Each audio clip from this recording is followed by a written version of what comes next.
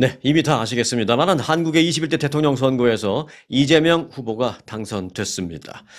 관련 소식은 뭐 이미 너무나 잘 아실 테니까 이 시간에는요, 그 한국의 신정부와 그리고 미국의 트럼프 행정부 간의 그 나아가야 할 방향에 대해서만 좀 잠시 알아보겠습니다. 미국의 한반도 전문가들은요, 이재명 후보가 당선이 되자 한미 동맹 관계 그리고 한중 관계 이 두 가지 이슈가 향후 가장 중요한 이 신정부의 숙제가 될 것이다. 이렇게 얘기하고 있습니다. 물론 국내적인 이슈는 별도로 이제 하는 얘기입니다. 국내 이슈 뭐 많죠. 민생 경제 뭐 여러 가지 통합, 국민 통합 문제가 많지만 이제 해외에서 특히 이제 미국에서 바라봤을 때 한국의 국외 이슈로서는 한미 관계 그리고 한중 관계 이 두 개가 주목된다라는 것입니다. 쉽게 말해서 한미 관계에 대한 좌표를 어디다가 찍을 것인지 또 한중 관계에 대한 좌표는 어디다 찍을지 뭐 이거 어디다라는 표현이 좀 그렇습니다만은 어떻게 방점을 찍을 것인지라는 것입니다. 중국과의 갈등의 골이 깊어지고 있는 그 트럼프 행정부가 중국 억제 정책을 지금 펼치고 있는데요. 한국도 그렇게 하도록 계속 압박을 가하거나 최소한 좀 푸시할 가능성이 높기 때문에 이제 이게 주목된다라는 것입니다. 그런데 이제 그렇게 미국 정부가 신정부에 대해서 그렇게 좀 유도하고 좀 푸시하고 하는 그 과정에서 한미 간에 당연히 의견 차이가 있을 수 있을 터인데 그 의견 차이가 과연 어떻게 표출될지 또 얼마나 클지 또 뭐 크든 작든 나오는 의견 차이를 어떻게 조율할지 이게 이제 새로운 한국의 이재명 정부의 숙제다. 과연 얼마나 능력이 있는지 유능한지 또 여부를 또 판가름해 볼 수 있는 그런 가늠자다 뭐 이런 얘기가 나오고 있습니다.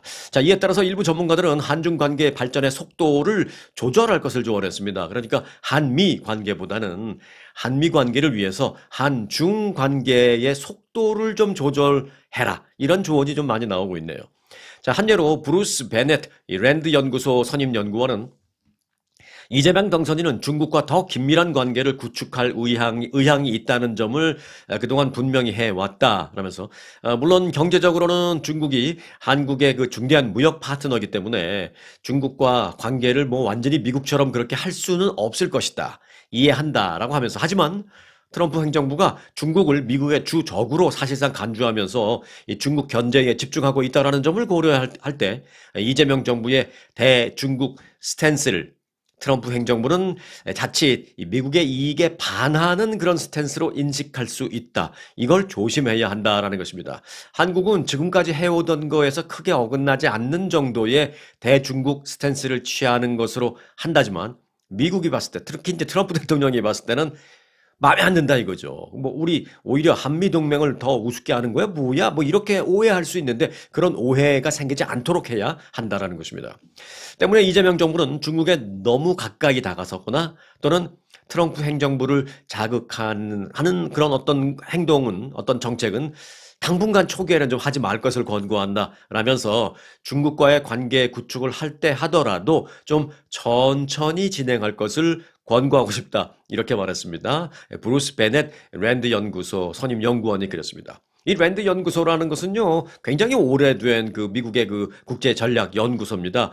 지금은 뭐 은퇴하셨습니다만은 한 십몇 년 전만 해도 한인 1세, 1.5세 정도 되시죠? 여성분도 계셨습니다. 영어도 뭐 완벽하게 하시고 한국말도 굉장히 잘해서 뭐 한인 언론사의 인터뷰도 수시로 하고 그랬는데 그 랜드 연구소의 선임 연구원으로 계셨던 한국 여성분이 계십니다.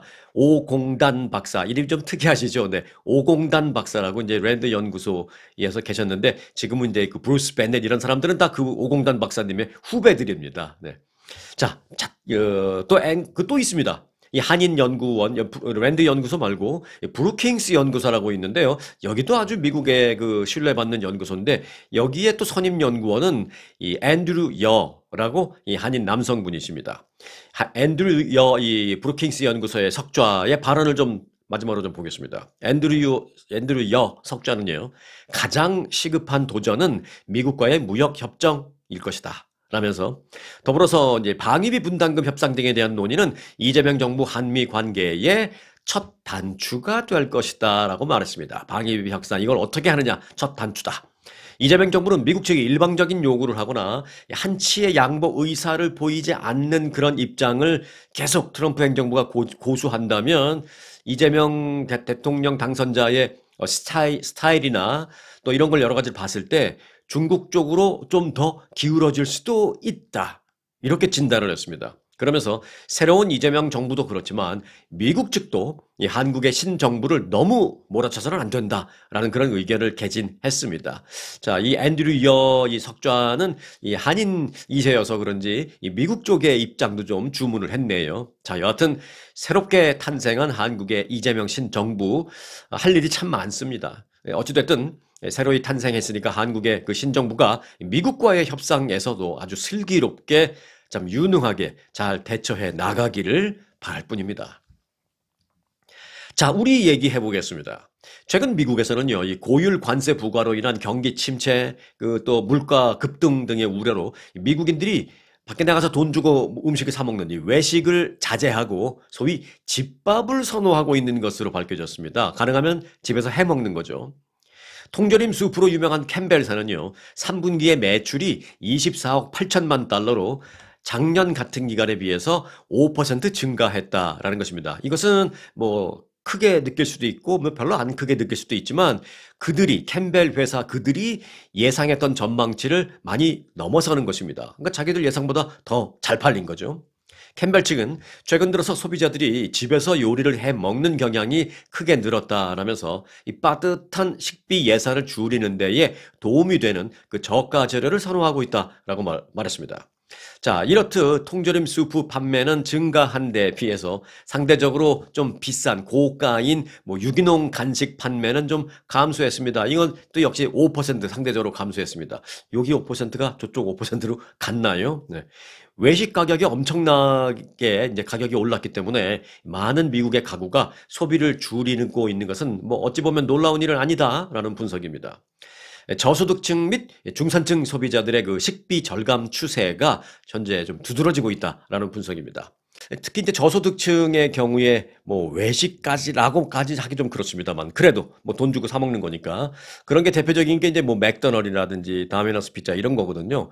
잠깐만 그걸 보면 맥도날드는 올해 1분기 동안 맥도날드를 찾은 저소득층 소비자 수가 2024년 지난해 대비 두 자릿수 가까이 감소했다라고 밝혔습니다. 1분기 매출은 전년 대비 3.6% 감소했습니다. 지난 2020년 팬데믹 이후에 가장 큰 폭입니다. 연간으로 보면 한 뭐 9% 정도 가깝게 되는데 지난 1분기만 딱 놓으면 한 3.6% 감소. 자, 맥도날드 측은 사람들이 지출을 줄이기 위해서 아침 식사를 거르거나 집에서 만들어 먹는 것을 선택하고 있다라면서 앞으로 이런 외식비 절감 이거는 계속 될 것 같다라고 이렇게 분석을 했습니다. 자, 다미너스 볼까요?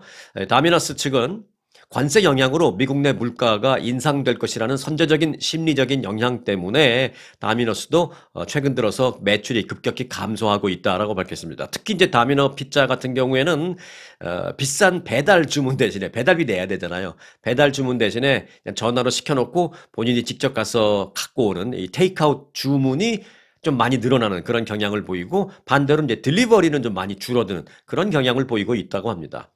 자, 여하튼 뭐 선제적인 심리 영향, 뭐 물가가 이미 많이 올랐기 때문이라기보다는 뭐 조금 오르긴 했습니다만은 앞으로 결국 계속 오를 것이다 이런 어떤 선제적인 심리적인 영향도 물론 있습니다. 하지만 실제로 물가가 오르는 현상이 조금씩 나타나기 시작하자 소비자들이 본격적으로 허리띠를 좀 졸라매는 경향이 있는 것은 분명하다라는 게 이제 전문가들의 분석입니다.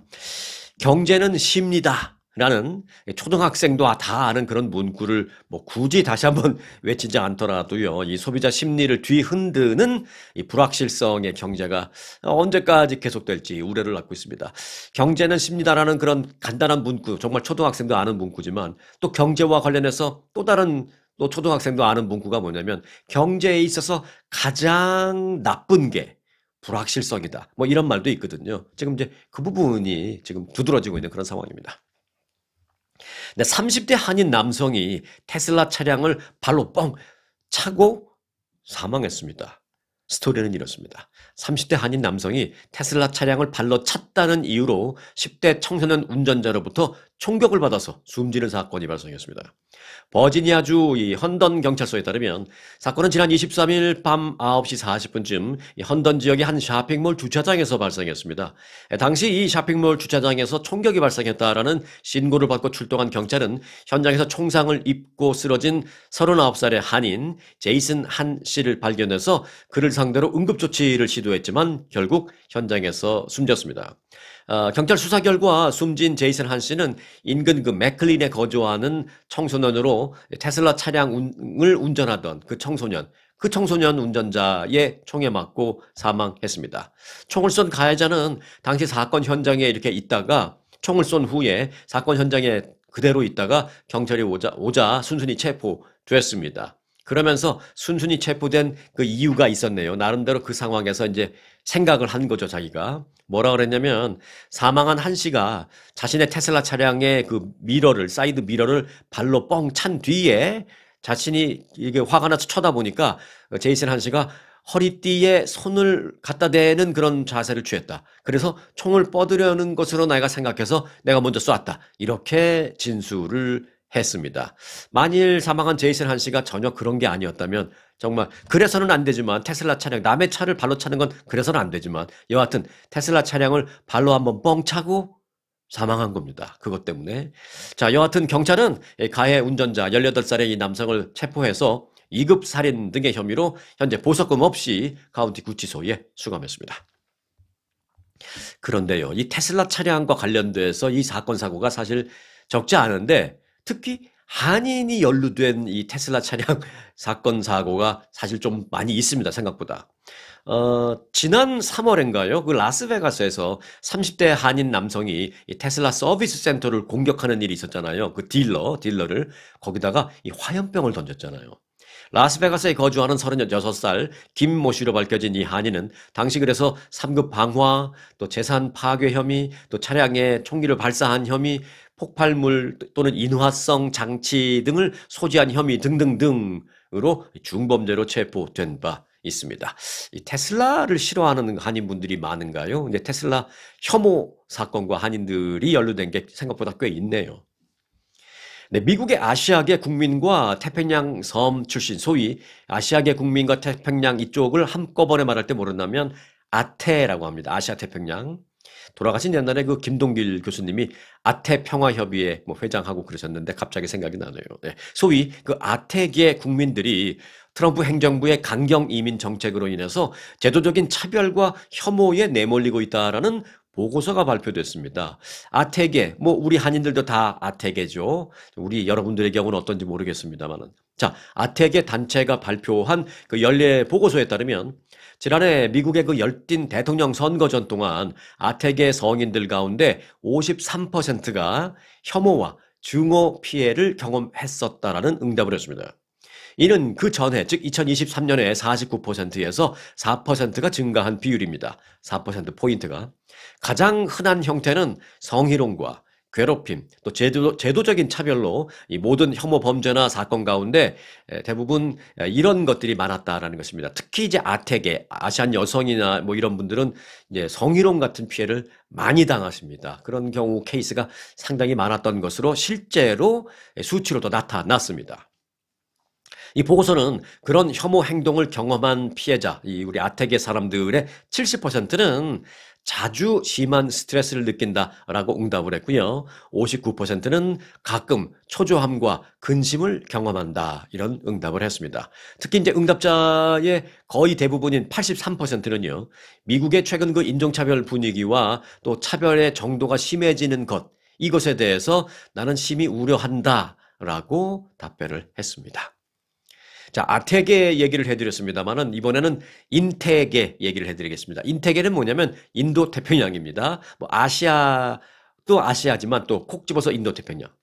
트럼프 대통령이요, 국방부에서 인도 태평양 지역의 안보 정책을 담당하는 그 차관보에 한국계를 지명했습니다.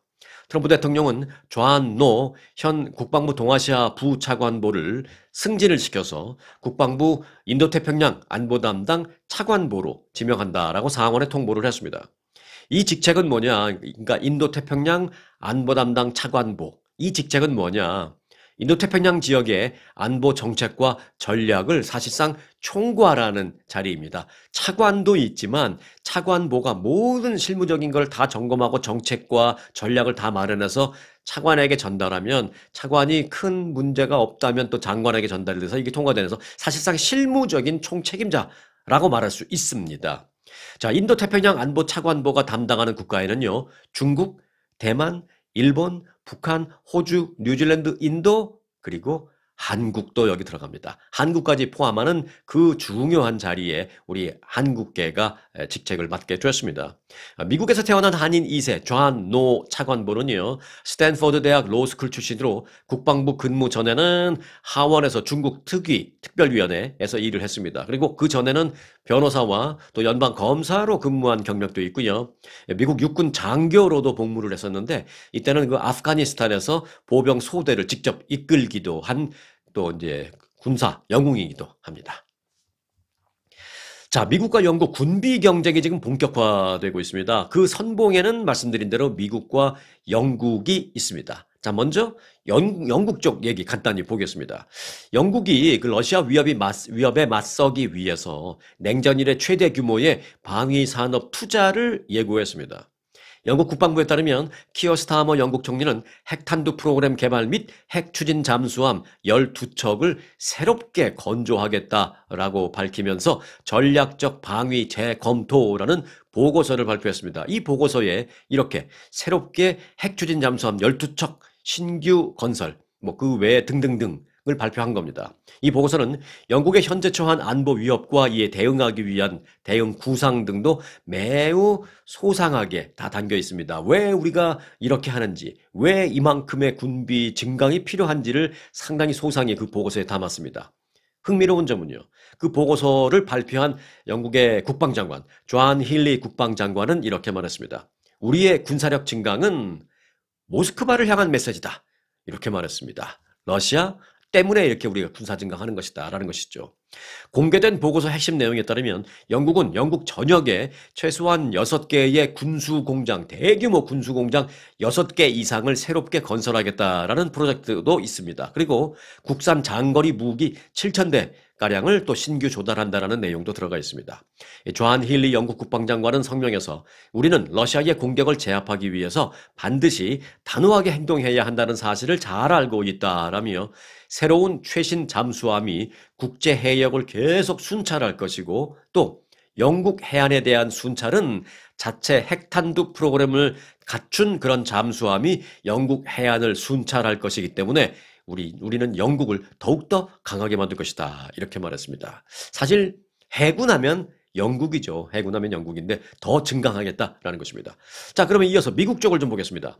미국은 트럼프 대통령이 몇 마디 했는데요. 트럼프 대통령은 우리는 이전에 미국 역사상 이전에 결코 본 적이 없는 빠른 속도로 무기들을 비축하고 있다라고 밝혔습니다. 그 뜻은 뭐냐? 비축하고 있다라는 건 뭐예요? 새롭게 계속 만들어서 쌓아놓고 있다라는 것이죠. 트럼프 대통령은 SNS에 현재 미국이 역대 최강의 군대를 보유하고 있다라고 밝힌 뒤에 하지만 우리가 그 무기들을 사용할 필요가 없기를 희망한다라고 덧붙였습니다. 자, 그러면 기자들이 묻습니다. 어떤 무기를 새롭게 그렇게 만들어서 비축하고 있습니까? 라고 했더니 트럼프 대통령은 특별히 어떤 무기 체계의 비축을 강화하고 있는지 그 부분은 지금 언급할 수 없다라고 말했습니다. 그 부분에 대해서는 일단 기밀 사항이 되겠습니다. 여하튼 이런 여러 가지로 봤을 때 미국 그리고 유럽의 영국 등등을 중심으로 새롭게 군비 경쟁이 시작됐다라는 것을 알 수 있습니다. 자, 명품 좋아하십니까? 요즘 그 명품 시장의 변화가 심합니다. 우리도 좀 알아야 할 것 같아서 간단히 좀 전해드릴 텐데요. 초호화 명품 브랜드의 인기가 요즘 좀 시들합니다. 그리고 그보다는 좀 합리적인 가격대의 중간급 명품, 이것도 구분을 하려니까, 억지로 구분하려니까 그러네요. 중간급 명품 브랜드가 인기를 얻으면서 글로벌 패션 기업들의 실적도 좀 엇갈리는 그런 흐름입니다. 자, 블룸버그 통신은 소비자들이 세계 경기의 둔화 속에서 너무 비싸지 않으면서도 품질과 가치가 그래도 괜찮은 그런 제품을 추구하고 있다라면서 소위 중간급 명품 브랜드들이 아주 비싼 하이엔드, 초호화 명품이나 아니면 그보다 더 싼 저가 브랜드들보다도 이 중간급 명품이 지금 날개를 달듯이 많이 잘 팔리고 있다라는 것입니다. 블룸버그 통신은 그 대표적인 사례로 코치를 꼽았습니다. 코치의 모 회사는 그 테피스트리죠. 자, 그 테피스트리의 그 코치 브랜드를 예로 들면서 코치 브랜드의 그 핸드백 요즘 잘 팔리는 게 있대요. $495짜리 테피백입니다. 왜냐면 코치의 모 회사 테피스트리. 그래서 495, $500가 안 되는 거죠. $495짜리 테피백이 큰 인기를 끌고 있다라면서 이 백은 뭐 디올이나 샤넬의 그 비슷한 숄더백과 비교해 봤을 때 퀄리티는 거의 비슷하지만 훨씬 저렴하다라고 했습니다. 뭐 디올이나 샤넬에서 이 정도 살려면 막 2,000불, 3,000불 되지만 이 코치의 테피백은 거의 뭐 품질은 마찬가지인데 500불 이하로 살 수 있다는 것입니다. 그래서 불티나게 팔리고 있다는 것입니다. 반면 앞서 말씀드린 이제 하이엔드 좀 더 많이 초호화까지는 아니지만 뭐 가니까 명품 호화 명품 루이비통 같은 경우에는요 언제 좀 문제가 있었죠. 원가와 소비자 가격의 그 엄청난 괴리감. 루이비통은 제작비 원가가 $60에 불과한 그 디올 백을 $2,800에 판매한다라면서 실제 가치에 대한 소비자들의 의문이 상당히 커지고 있는 그런 시대다. 이렇게 말하고 있습니다. 그런 시대에 살고 있다는 것입니다. 실제로 지난해 이탈리아 검찰 수사 결과 루이비통은 중국 하청업체에 디올백 제작 대금으로 53유로, 그러니까 미국 달러로 본다면 약 한 $60만 지급한 것으로 알려졌습니다. 그래도 중국에서는 그거 갖고도 충분히 중국의 하청 공장은 충분히 이윤을 남기는 거예요. 이윤을 남기면서 받는 돈이 백 하나에 $60. $60 주고 백 하나를 만들어서 그 루이비통 마크 딱 달고 디올 마크 달아서 $2,800에 판다라는 것입니다. 이런 사실을 알게 된 소비자들은 우리가 과연 $60짜리를 2,800불씩이나 주고 살 필요가 있는가라는 의문을 제기하기 시작했고 결국은 이런 소비 심리 변화가 업체 이 실적에도 나타나기 시작했다라는 것입니다. 블룸버그는 코치 브랜드를 보유한 테피스트리를 비롯해서 또 앞서 코치는 말씀드렸고요. 근데 그 밖에 뭐 아웃도어 브랜드 살로몬을 브랜드를 보유한 아모 스포츠, 그리고 이제 마이클 코어스의 모 회사인 카프리 홀딩스, 그리고 독일의 패션 기업 휴고 보스 등은 최근 품질 대비 아주 적정 가격이다라는 소비자들의 평가를 얻고 있는 가운데 이들 기업의 공통점은 뭐냐? 다 작년 연말부터 올 1분기까지 다 매출이 급상승하고 있다라는 것입니다. 미국에도 그런 기업이 있습니다. 중간 명품이라 그러나요? 중간 명품, 오케이. 뭐 이해하기 쉽게 이렇게 말씀드립니다. 랄프 로렌. 대표적인 게 이제 랄프 로렌인데요. 미국의 랄프 로렌 역시 다양한 가격대의 제품과 클래식한 디자인으로 인해서 올해 1분기 매출이 13%가량 증가했습니다. 자, 이렇게 명품 업계에도 이 변화가 지금 소리 없이 진행되고 있다라는 소식을 전해드립니다. 자, 끝소식입니다. 30분이 넘는 오후 낮잠. 그런 낮잠 습관을 갖고 있다면 조기 사망 위험을 높일 수도 있다는 연구 결과가 나왔습니다. 잠깐씩 낮잠을 자주면 좋은 줄만 알았는데요. 그것도 이제 적당한 시간이 있고 또 낮잠을 자는 이유 등이 또 중요한 뭐 여러 가지 또 우리가 생각해 볼 점이 있는 모양입니다. 매사추세츠 종합병원 연구진은 낮잠을 정기적으로 자는 수면 습관이 조기 사망과 연관이 있다라는 연구 결과를 발표했습니다. 연구진은 평균 연령이 63세니까 뭐 더 되는 사람도 있고 뭐 50대에도 있는 사람, 그러니까 평균이 63세인 성인 무려 86,000명을 대상으로 데이터 분석을 했습니다. 건강 상태를 11년 동안 데이터를 통해서 추적 분석을 했습니다. 일주일간 또 참가자들에게 손목에 수면 모니터링 기기를 착용하도록 하고 또 수면 패턴도 추적했습니다. 그 결과 흥미로운 연구 결과가 몇 개 나왔는데 우선 첫 번째, 하루 30분 이상 낮잠을 자는 경우, 그리고 두 번째, 정오에서 이른 오후, 그러니까 12시부터 뭐 한 1시, 2시 그 사이에 낮잠을 자는 경우, 이런 경우들 모두 조기 사망 위험과 관련이 있는 것으로 나타났습니다. 다시 한번 말씀드리겠습니다. 정오에서 한 2시 그 사이에 낮잠을 자시는 주무시는 분들의 특징이 조기 사망 위험률이 다른 상대적으로 좀 높았다는 거고요. 또 하나, 낮잠을 자더라도 30분 이상, 막 정말 지대로 자는 거, 제대로 자는, 그렇게까지는 안 좋은 모양이죠. 뭐 그런 사람들도 역시 조기 위험이 좀 높았다라는 것이죠. 낮잠을 자더라도 한 15분, 20분 잠깐, 이거하고도 다른 얘기라는 것입니다. 자, 이 같은 결과는 나이, 성별, 체중, 흡연 여부, 음주 여부, 뭐 평소 수면 시간 등 다양한 요인을 다 고려한 뒤에도 거의 같은 그런 의미 있는 결과가 나왔다라는 것입니다. 자, 연구진은 이 몇 가지 낮잠 습관이 조기 사망과 관련 있는 그 원인에 대해서는요, 그 긴 낮잠이나 또는 낮잠을 자야만 하는 어떤 정기적인 습관 등은 건강상의 숨겨진 문제의 신호일 수 있다라면서 이 같은 수면 패턴이 신체의 자연스러운 리듬을 방해하기 때문일 수도 있다 이렇게 말했습니다. 그러니까 두 가지입니다. 뭐 닭이 먼저냐 달걀이 먼저냐 그런 거일 수도 있습니다. 신체의 자연스러운 리듬을 낮잠을 너무 오래 자서 좀 깨트릴 수 있기 때문에 사실은 이게 이제 건강에 안 좋을 수 있다는 것이죠. 잠깐 뭐 한 15분 깜빡 조는 정도까지는 괜찮지만 뭐 30분 이상 예를 들어서 낮잠을 자는데 막 1시간씩 자거나 뭐 이런 것은 신체의 리듬을 깨트릴 수 있기 때문에 건강상의 문제가 없어도 좀 문제를 일으키면서 조기 사망 위험을 높일 수도 있다는 것이고요. 또 하나는 그렇게 낮잠을 자는 이유가 실제로 몸이 어딘가가 안 좋아서 자꾸 그렇게 낮잠을 자고 싶고 또 한 번 자면 막 일어나지 못할 정도로 계속 자게 되고 이런다는 것이죠. 그래서 몸이 안 좋아서 낮잠을 잔다라는 것이죠. 낮잠을 그렇게 자서 건강 상태가 안 좋아질 수도 있지만 건강이 안 좋아서 또 그렇게 잘 수도 있다라는 것입니다. 그래서 닭이 먼저냐 달걀이 먼저냐인데 이 두 가지 이유가 다 있을 수 있다라는 것입니다. 그래서 이제 이런 나쁜 수면 패턴은요, 우울증, 당뇨병, 그리고 심장병 같은 건강 문제의 징후일 수도 있다라는 것입니다. 그렇기 때문에 자꾸 낮잠을 자려고 하는 경우도 있고요. 또, 그렇지 않은데도 그런 식으로 나쁜 수면 패턴, 낮잠을 하루에 막 1시간 이상씩 막 자고 이게 반복되면 오히려 또 없던 그런 당뇨병, 심장병, 우울증도 만들 수 있다라는 것입니다. 자, 다만 연구진은 낮잠을 안 자서 피곤한 하루를 보내는 것보다는 30분 안쪽으로 뭐 한 15분, 20분 정도 그렇게 낮잠을 자고 조금 덜 피곤한 하루를 보내는 것이 나을 수 있다면 어쩌면 낮잠을 그렇게 자야만 하는 사람은 자는 것도 좋다. 하지만 30분 이상은 권고하지 않는다라고 말하고 있습니다. 자, 낮잠 주무시더라도 내가 왜 낮잠을 자고 싶어 하는지 한 번쯤 생각해 보면 좋을 것 같습니다. 그리고 건강상에 특별한 어떤 문제가 있는 경우가 아니라면 주무시더라도 1시간씩 넘는 그런 장시간이 아니라 그냥 30분 내외로 잠깐 정도 주무시는 그런 정도로 주무시는 건 어떤지 한 번쯤 생각해 볼 수 있는 그런 연구 결과가 나와서 전해드립니다. 자, 오늘 영상 여기서 마치겠습니다.